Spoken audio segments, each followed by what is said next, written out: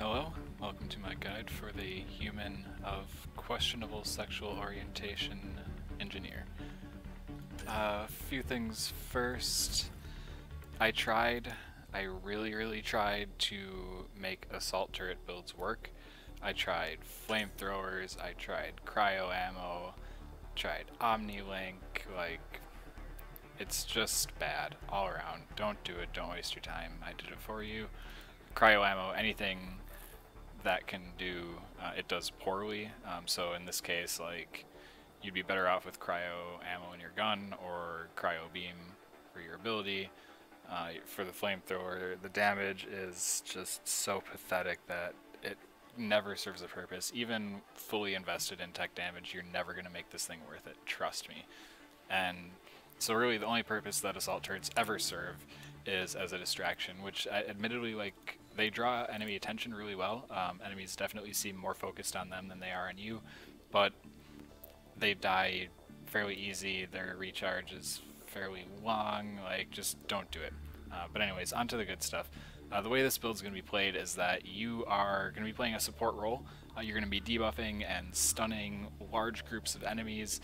You aren't going to be doing so much damage yourself, so you are going to want teammates that are able to kill things, because you're going to help out your team a lot, but you're not going to be able to do it on your own. Some of the ways we're going to do that are, actually first, let's take a look at what debuffs you're actually going to be providing. So in support systems, once we get all the way to the end, we're going to have tech sabotage, which is going to make enemies that you hit with powers deal less damage for 8 seconds.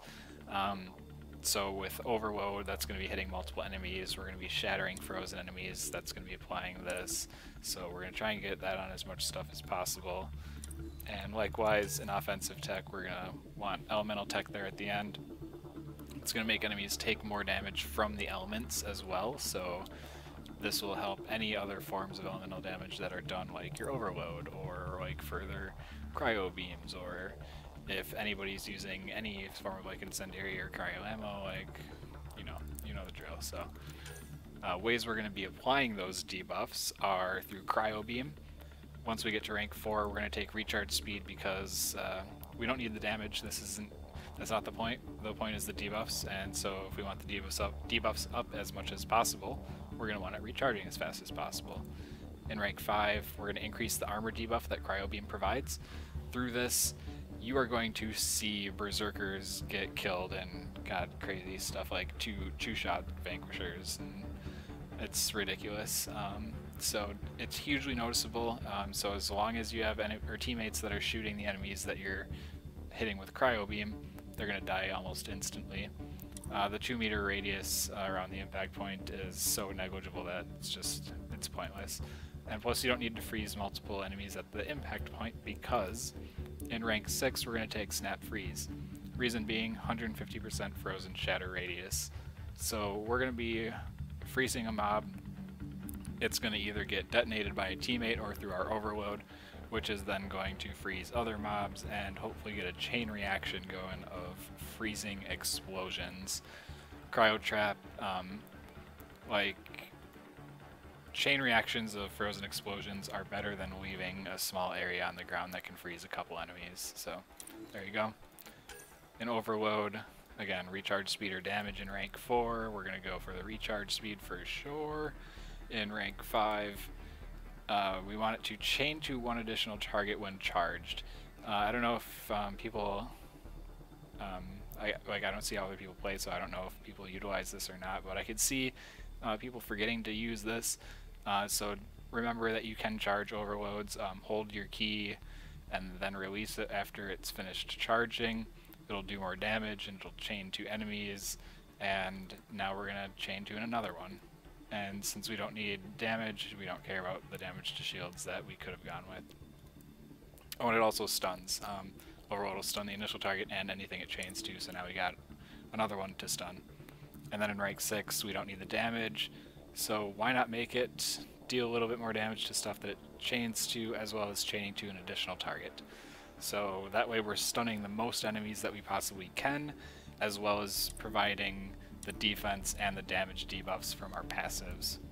Speaking of which, Through offensive tech, this is sort of a running theory that I've got going on. I have not fully tested it, so if anybody wants to be my guest, let me know what you discover.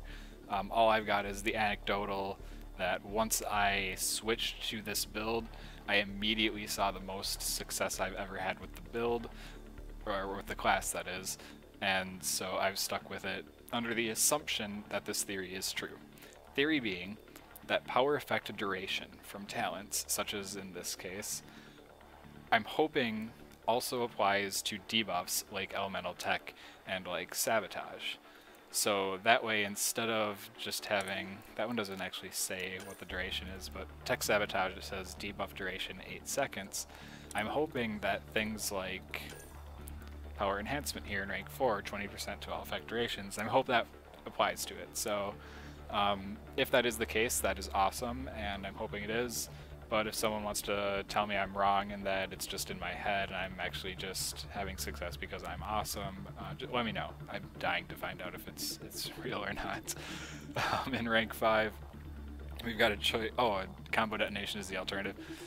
So if my theory is wrong and those two things do not in fact work together, we're gonna go with combo detonation.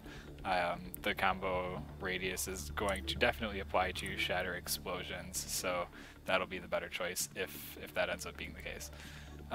Anyways, rank 5, bonus damage to shields or bonus damage to armor. We're going to go with shields because then we can actually completely freeze a target that would otherwise have a shield preventing us from doing such and just being chilled. And then in rank 6, again, we already talked a little bit about elemental tech there. In support systems, oh, I have all these points, by the way, that because I'm rank 10, level 20. I don't know if that's obvious or not, but I'll go over lower level stuff in a minute here. Rank 4, power effect duration, again, because of my running theory. Rank 5, health and shields is why we're taking this. We don't care one bit about that tech construct health because assault turrets are useless. And then in rank 6, I did test shield reset a bunch, however, and this ability is either not working and therefore bugged, or it's just working in some archaic way or otherwise useless format, because I would let my shields drop and keep them dropped and cast powers like every few seconds, and I could never actually witness the thing working. So I'm not sure what's going on there, but this would have been the class's only sort of on-demand shield restore, and so without it, we don't have one, and thus the class is a little on the squishy side. You really need to apply your tech sabotage debuff to get the most survivability you can, as well as helping out your teammates, but like, you're going to be taking full damage basically from everything unless you have this up, so definitely keep that in mind. The playstyle thus is more like be close to your teammates, hunker down, play safe, and just cast your debuffs and freeze stuff and set off explosions, and don't rely so much on killing as just like if you see an enemy, crowd control it to get your debuff on it, and then hope that your teammates know what you're doing and or know what they're doing and kill it. If you're lower level, if you are lower level, I would focus at first on probably overload or offensive tech, or maybe a combination of both. The reason being, in offensive tech you're going to get like power damage, weapon damage, that stuff's going to benefit everything without investing in like one specific thing. And then as for overload, you're going to be casting it pretty frequently, it's going to hit a lot of enemies, and so it's just like, it's a decent ability at low levels. Cryo Beam I would probably wait until later to invest in, and same with support systems. Like, the stuff in here is really only going to benefit you when you're high level anyways, so overload and offensive tech are the spots to focus on first. When you put the points in, like what order, like it's really up to you. As long as you get your points there, you're golden. As far as weapons, use anything you want that's going to keep you at 100% recharge speed. I'm using a Raptor because ever since about the time I put up that last video, I've really been liking the weapon, so it's fun to use, it's effective enough, so go for it. Other ones that you could use are like the Scorpion, the Falcon, Anything that's got like decent range, you don't want to be up in enemies' faces, so don't try and use like shotguns or stuff like that. And if you want to use a Vanquisher and you have ultralight materials 10, which you should because you should be buying basic packs to start with, it does only put you at -5 recharge speed, which is bearable, so you could definitely equip the mother of all guns right now and just lay waste to everything. In your boosters, I'd probably go with, like I use disruptor ammo to drop enemy shields quickly, and any ammo is fine. I mean, it's not going to make a huge difference there. And then power recharge speed for sure. I am actually running out of those because all the classes I like kind of use them, so that sucks.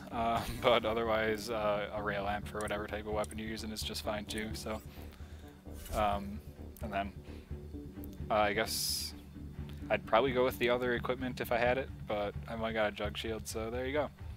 That's the build, and let's go have some gold gameplay and see it in action. Thanks for watching.